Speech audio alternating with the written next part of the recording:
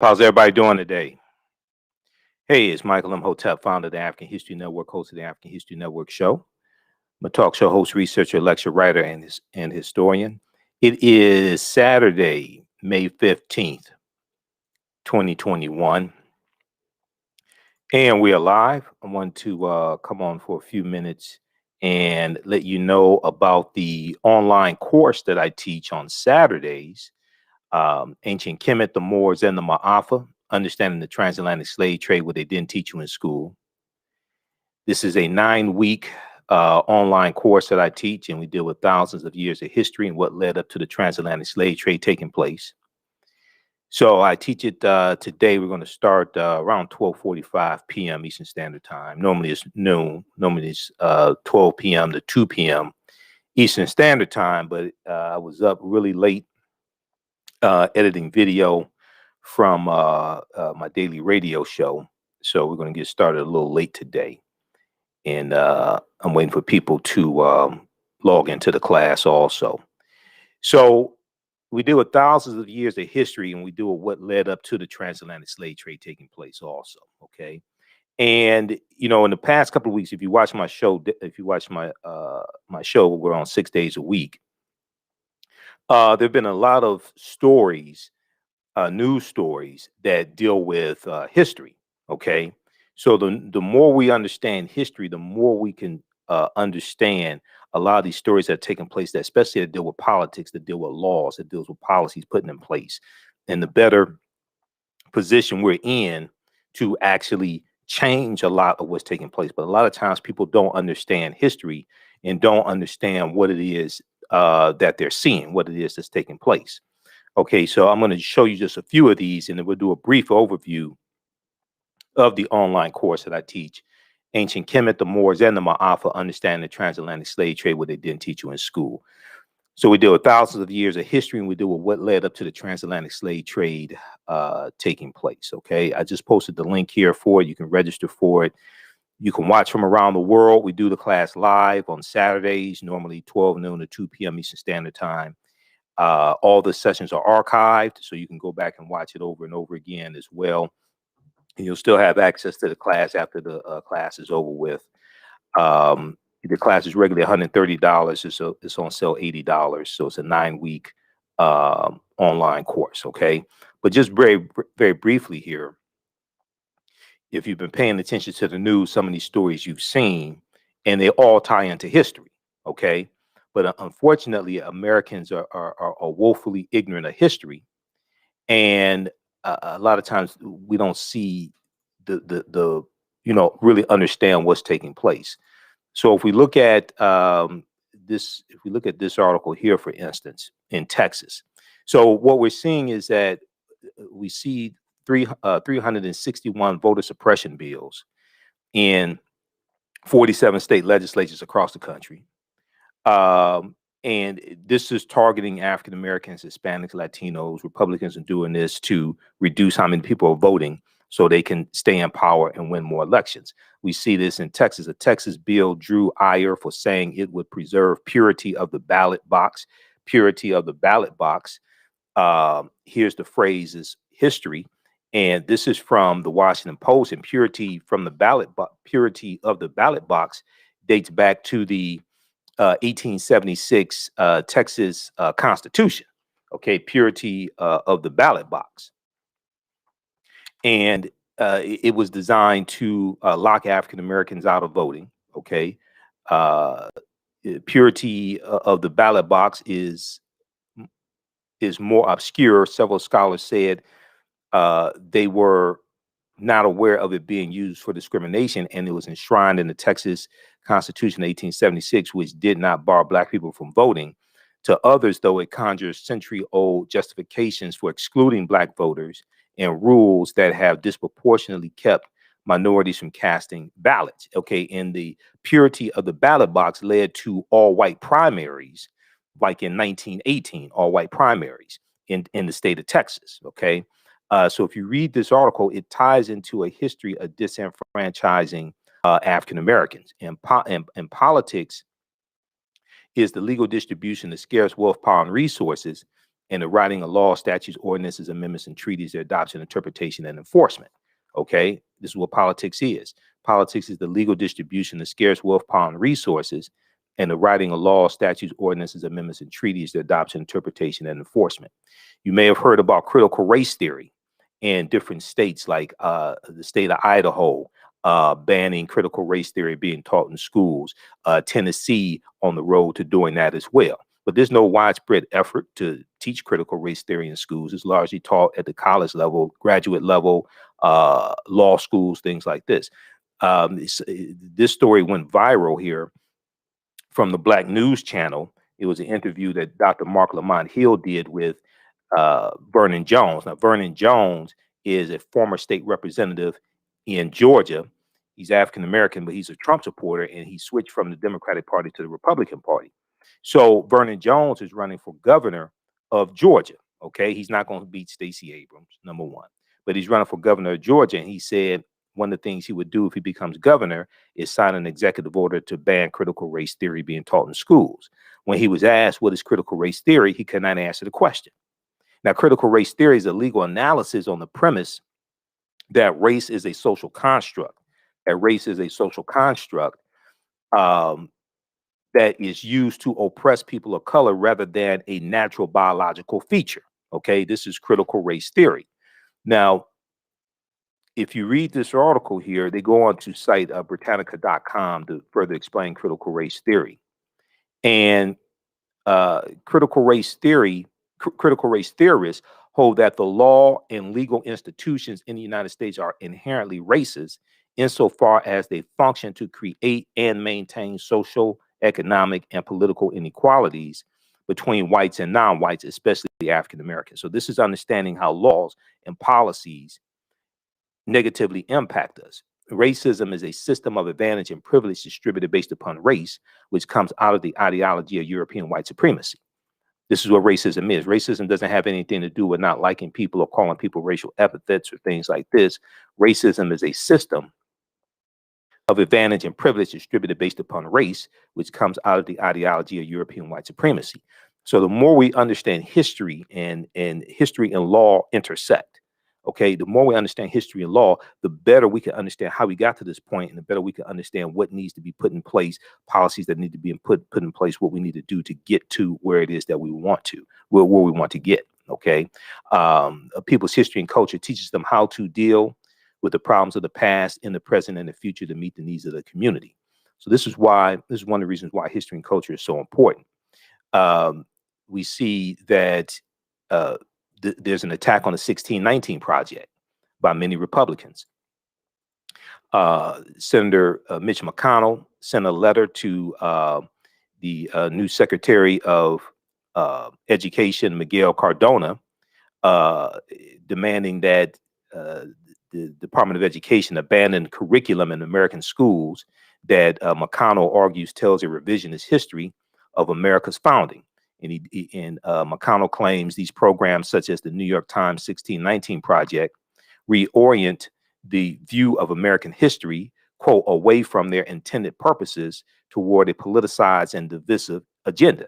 So he doesn't want, and it was about 3 dozen Republicans that signed this letter, don't want the 1619 Project, don't want schools to be able to get grant money to teach the 1619 Project in schools. Okay, this is what this is about, and they don't want. Many Republicans don't want systemic racism taught in schools.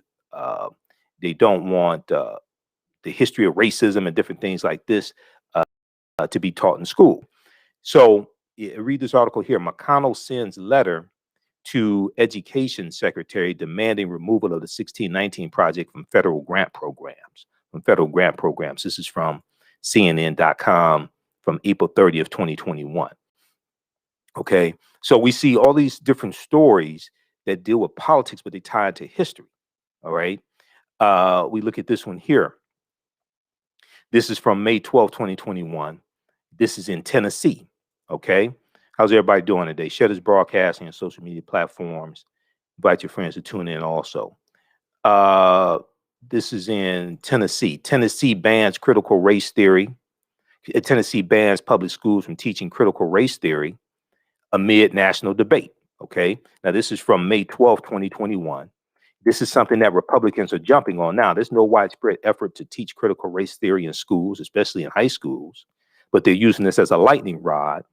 And when you ask them what is critical race theory, most of them can't tell you this, but many people don't want the real history taught in schools. Many people don't want the real history taught in schools, okay? And don't want the real history of slavery, don't want to deal with racism, systemic racism, things like this.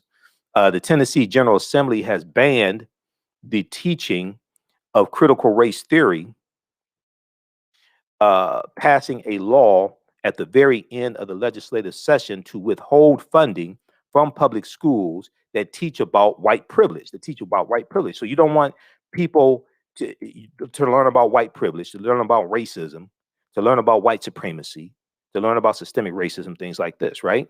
If you don't want it taught in schools, then how do you address it? How do you correct it? If you don't want it taught in schools, how do you address it? How do you correct it? Okay. This is this people are now critical race theory. And when we teach this history in school, when we teach it to children, it's not designed to make white children feel guilty.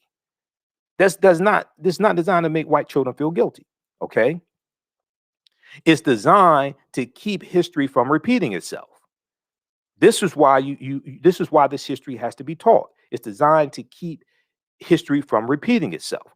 What you know about a people is largely based upon what you think about a people. I'm sorry, the way you treat a people is largely based upon what you know about a people.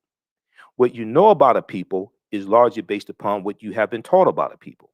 What you've been taught about a people is largely based upon what you've read, heard, and seen about a group of people. Okay. So if you largely been fed lies and stereotypes about African Americans, you don't understand history and the origins of this country, then that's a recipe for disaster. And all you have to do is look at the legislation that is coming out of state legislatures trying to suppress these voter restriction bills. You look at bills tied to trying to, you look at bills tied to restricting what can be taught in schools, and you see that you're dealing with people who have a very poor understanding of history. Okay. And that's dangerous. That's dangerous when you have people who are ignorant of history crafting laws and policies that impact 330 million people. How's everybody doing today? Okay, everybody share this broadcasting on social media platforms. We're just here for a few minutes. I want to give you an overview, about a brief preview of the online course that I teach on Saturdays. It's a 9-week online course on Saturdays called Ancient Kemet, the Moors, and the Maafa, Understanding the Transatlantic Slave Trade, what they didn't teach you in school. Okay. So next class is going to be today. We're going to start up shortly here. So you can register for the class. It's normally 12 noon to 2 p.m. Eastern Standard Time, but we'll start a little bit later today. And you can register for the class and join us live in the class. We posted the link here. So we deal with thousands of years of history and what led up to the transatlantic slave trade taking place. You can also go to our website, AfricanHistoryNetwork.com. Right on the home page, scroll down. You'll see the information for the online course right here. Click here to register here. It takes you to the next page. And then click here to enroll. So the class is regularly $130. It's on sale $80. It's a 9-week online course. Consists of about 18 hours. All the sessions are recorded. We do it live. You can join us live in class. But all the sessions are archived, so you can go back and watch it over and over again as well. Okay. And as soon as you register, you can also watch the class we did last Saturday. And I taught this class in February and March of 2021. You can go watch those sessions also. Okay. So, but we see all these stories taking place right now that in the news that deal with history. Okay. And they deal with policies and things like this. You had this one here out of, I think this was out of Tennessee. This was Jeff Lafferty out of Tennessee, Tennessee State Representative Jeff Lafferty, okay, who did not understand what the Three-Fifths Compromise of 1787 was in the U.S. Constitution, Article 1, Section 3, Article 1, Section 2, Clause 3 of the U.S. Constitution. GOP state lawmakers, the Three-Fifths Compromise was actually good. The Three-Fifths Compromise was actually good. In the course of arguing against teaching about systemic racism in schools, some GOP lawmakers suggest the original constitutional sin was somehow anti-slavery. The Three-Fifths Compromise was not anti-slavery. It was designed to keep the South from counting their slave population, counting the entire slave population, which would give them total dominance in the House of Representatives. So it was an agreement between the South and the North to count 3/5 of the population of those enslaved per state to determine how many seats in the House of Representatives states would have, slaveholding states would have.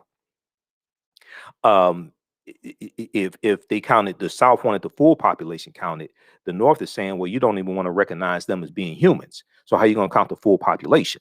Okay. But no, that wasn't designed to abolish slavery or lead to abolishing slavery. No, not at all.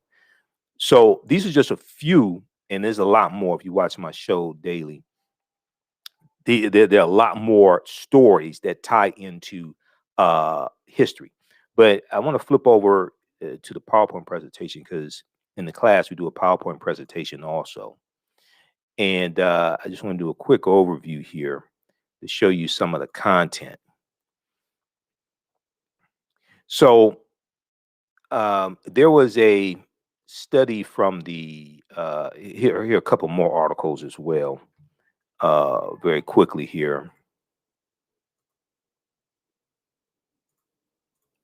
A couple more articles, recent articles: mock slave auctions, racist lessons, how U.S. history class often traumatizes, dehumanizes Black students. Okay, we see this often, especially during the month of February, where you hear about what I call slave lessons gone wrong, slave lessons gone wrong. And you'll hear about lessons dealing with African American history, and they'll have mock slave auctions and reenactments of different aspects of slavery and things like this. And this can be very traumatizing to students, but especially African American students. Then this one right here from, so this the first one was from USA Today. This one also from USA Today: Republican state lawmakers want to punish schools that teach the 1619 Project. Now, even though the 1619 Project is flawed, there are aspects that you can take from it to use as part of an overall curriculum, but it should not be attacked. Okay, I mean, this is white supremacy that we're looking at and trying to keep the real history of this country from being taught. There's a study from the Southern Poverty Law Center called "Teaching Hard History American Slavery," Teaching Hard History American Slavery, and I referenced this study in the online class. You can download it from splcenter.org, Southern Poverty Law Center's website, Teaching Hard History American Slavery, Teaching Hard History American Slavery. It's a 52-page study that documents how the history of slavery is being incorrectly taught in schools all across the country and what can be done to more correctly teach the history. Okay. And it's a, in the study they surveyed 1,000 high school seniors and found out how little they knew about the history of slavery.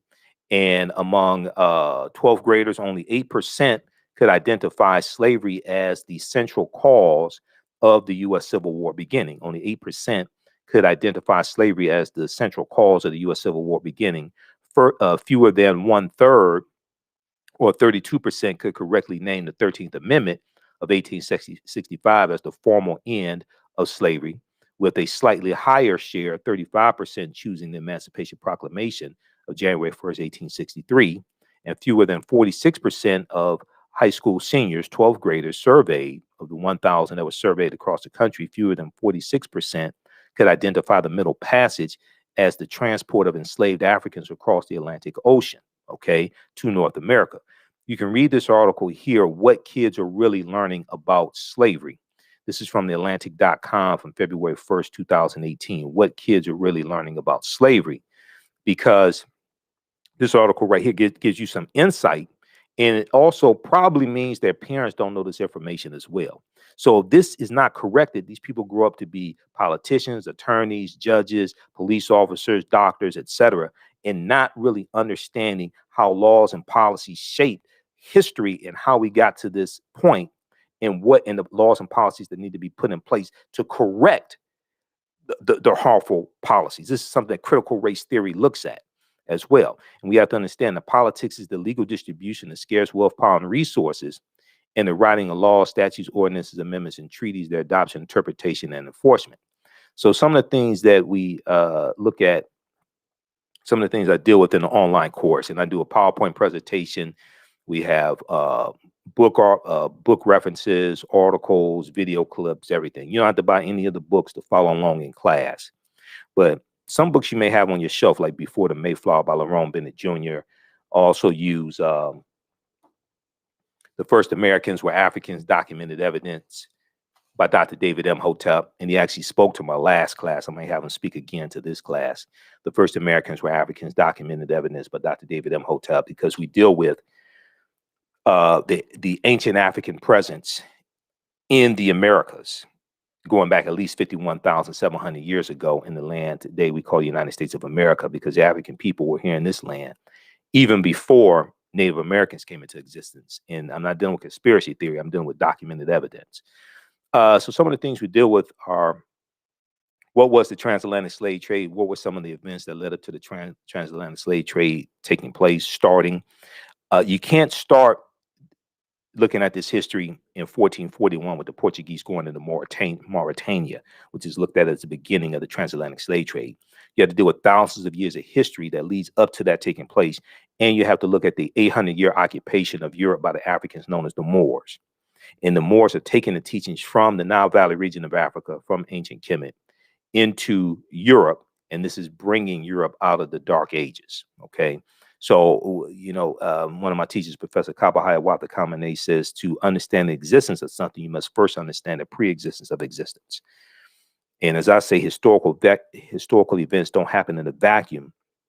They are the culmination of a sequence of historical events that lead up to a larger event taking place.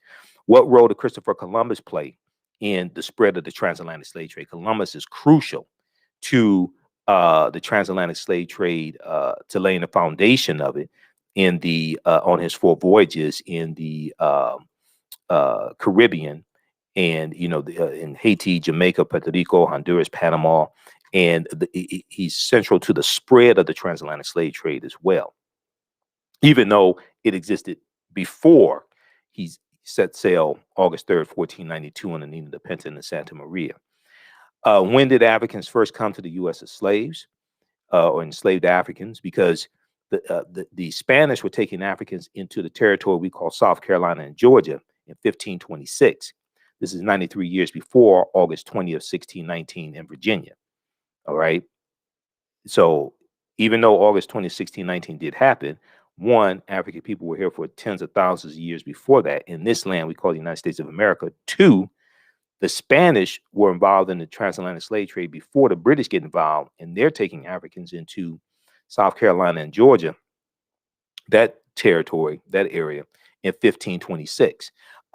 Did Africans sell themselves into slavery? We deal with that complicated history because the way it's often taught is not accurate.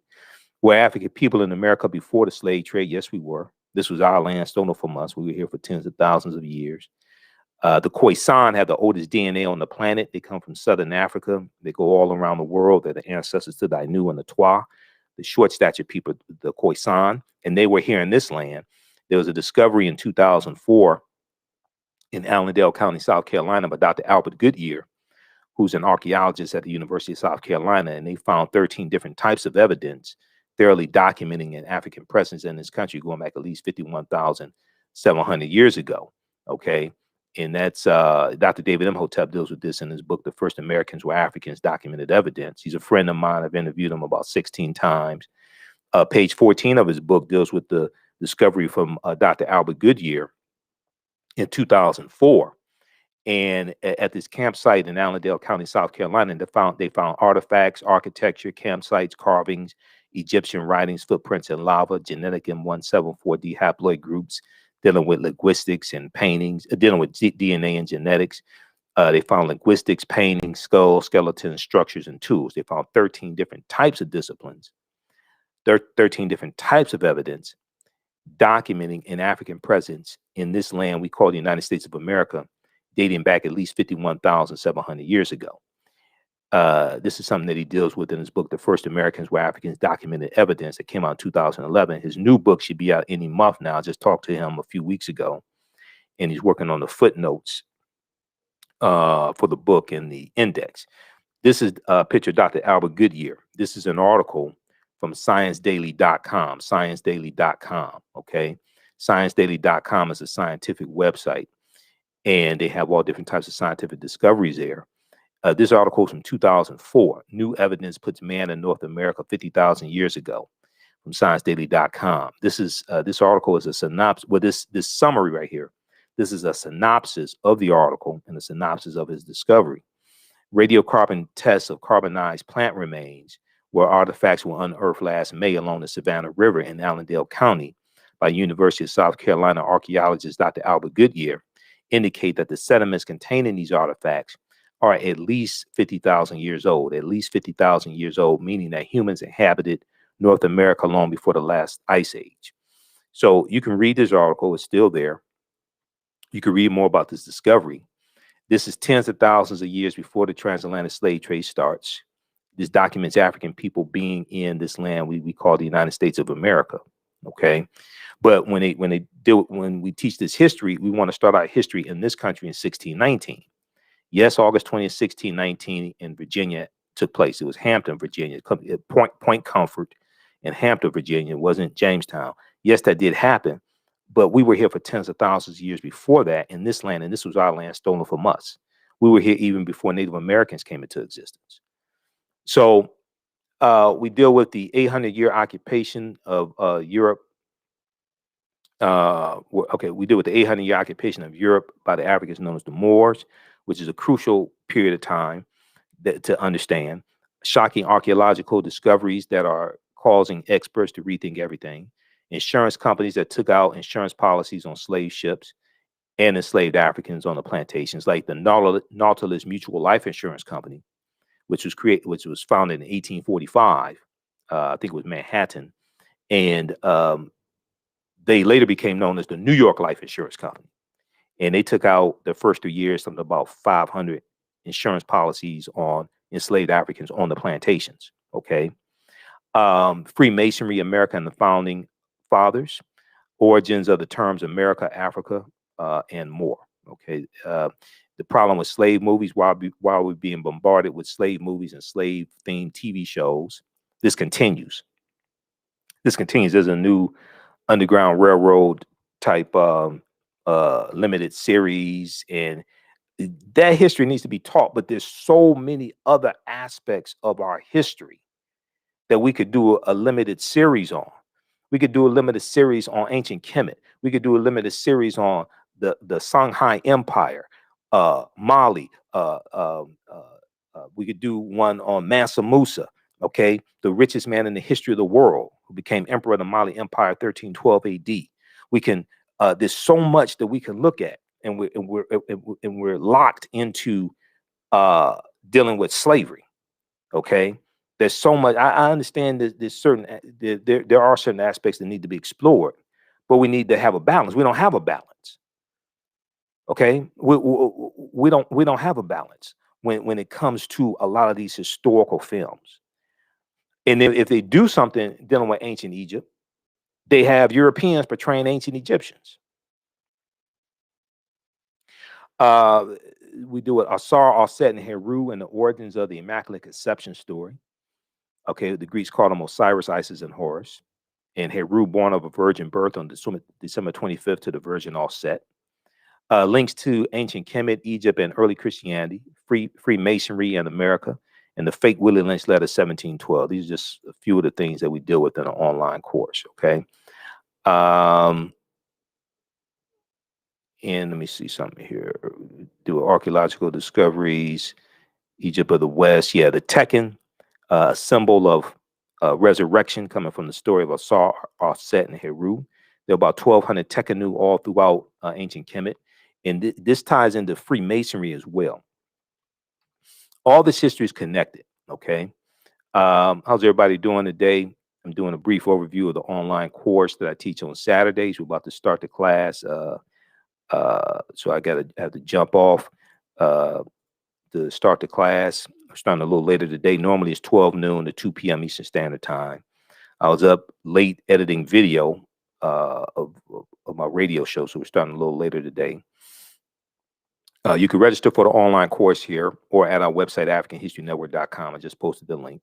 It's a 9-week, 18-hour online course that I teach, and we deal with thousands of years of history and what led up to the transatlantic slave trade taking place. But when we look at it, once again, all the sessions are recorded. We do it live. All the sessions are recorded. So if you miss any of it, you can go back and watch it. When we look at the word Mason is derived from the Latin words mass and sun. Mason means child of light and expresses the desire to pursue light, which is a metaphor for the sun, which symbolizes knowledge. The term child of light or sons and daughters of light were first used to identify students who completed 42 years of study in the temples of ancient Kemet, ancient Egypt. Many Masonic temples were modeled after the temples of Kemet, places where light or knowledge was imparted in a series of steps or degrees. So when you go to college, liberal arts college, things like this, and you get your credentials in a series of degrees, associate's degree, bachelor's degree, master's degree, PhD, this is where this concept comes from, okay? And George G.M. James also deals with this in Stolen Legacy as well. And he deals with the several liberal arts. He deals with the trivium and the quadrivium and the arithmetic and the logic and different things like this, the rhetoric, etc. If you read Egypt on the Potomac by Tony Browder, Browder goes deeper into this.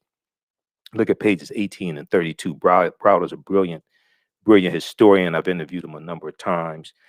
Then we see that the Moors are taking these teachings from ancient Kemet, the Nile Valley region of Africa, into Europe, teaching this to Europeans.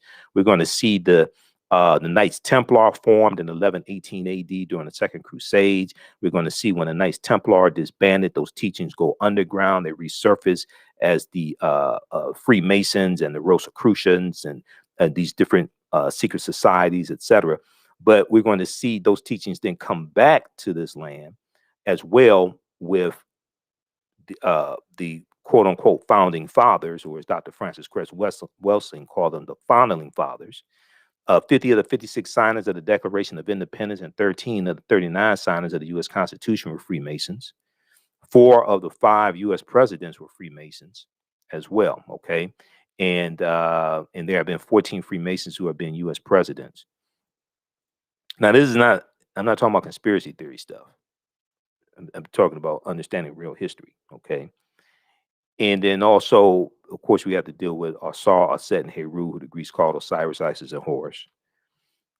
All this ties into African history and culture, mythology, etc. Okay, so these are just a few of the things that we deal with in the online course that I teach on Saturdays, Ancient Kemet, the Moors, and the Maafa, Understanding the Transatlantic Slave Trade, what they didn't teach you in school, okay? So you can join us in class. You can register we'll post a link here, and you can join us in class because I'm about to start it up. Starting a little later today. Normally it's 12 noon to 2 p.m. Eastern Standard Time. But I got to bed really, it's about 6 in the morning when I finally got to bed. So we're starting up a little late today.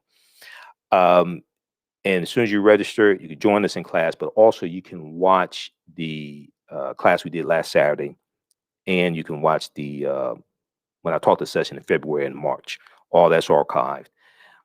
It's a 9-week online course. It's about 18 hours. And you can watch it whenever you get ready to as well.